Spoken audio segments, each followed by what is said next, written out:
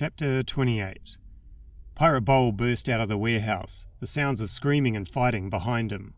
He knew he had to get away from here, even though that tall assassin had spared him. People had a way of forgetting these things in the heat of battle. Old scores would be settled, opportunities would be taken.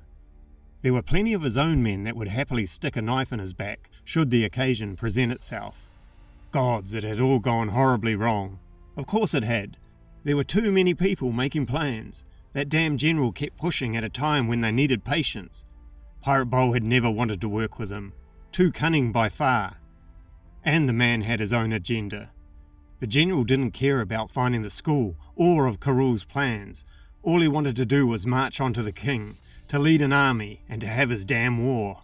It was supposed to be simple. Find the school first and then kill the wizards and the Chris King. After that, they could easily invade Yor. It would be totally under their control. But the general had got ahead of himself. He went and killed that old wizard with his assassins first. That fool thought the noble was the Chris King, all based on a rumour.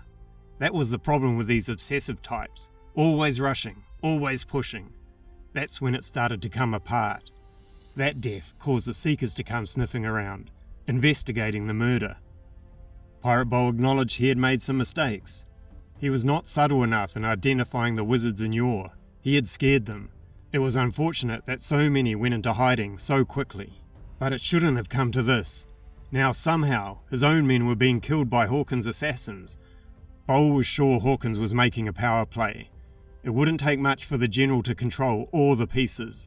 The docks, the criminals of Yor, everything Pirate Bowl had worked so hard to build.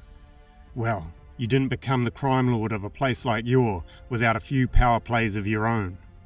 There would be a reckoning. That was for sure. Pirate Bowl needed to get word to Karul, make sure he knew it was all Hawkins' fault, that the general had attacked the Earthmender and revealed his assassins. That was why Pirate Bowl had failed to get a student into the school.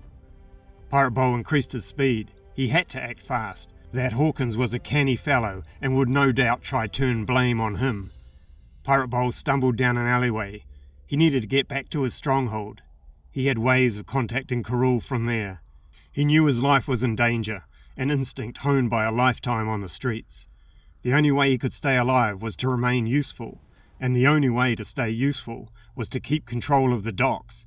That made him a key piece in Karul's plans. Those plans, however, were quickly falling apart. Would Karul even use the docks now?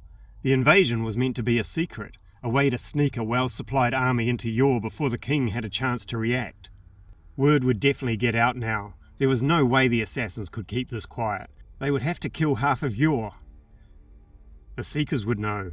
Gods, even the king might be warned. And that would give him motive to reclaim Yor as part of the kingdom. Pirate Bowl slowed down. Maybe he should just cut his losses and run. He had a boat, and he could find a few men he could trust. Perhaps. Most of them were being slaughtered in the warehouse right now. Pirate Bowl grimaced and rubbed his silver eye patch. His ruined eye always throbbed when he thought too much. He needed Vint. She would know what to do. He glanced up at the rooftops. Kriska were there, shadowing him. Damn things were everywhere, watching his every move. Bowl had failed in finding the Chris King as well. So many failures. Maybe he was better off running. If Karul didn't make an example of him, then the Chris King surely would. Bowl was sure he existed. Too many of his grand plans had come undone by someone pulling strings in the background. Pirate Bowl knew he had pushed too far this time. There would be a reckoning indeed. Pirate Bowl frowned as he glanced up again, squinting with his one good eye. There were an awful lot of Kriska up there. He looked over his shoulder. The creatures were following him into the alleyway.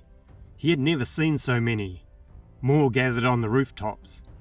He stopped walking. Fear washed over the big man like a cold, crashing wave. Hundreds of the Kriska surrounded him, their eyes narrow and predatory. As one they hissed and closed in on the Pirate Lord. The end of Chapter 28, and if you enjoyed that, please leave me a like and subscribe for Chapter 29, coming soon. Thank you. Bye.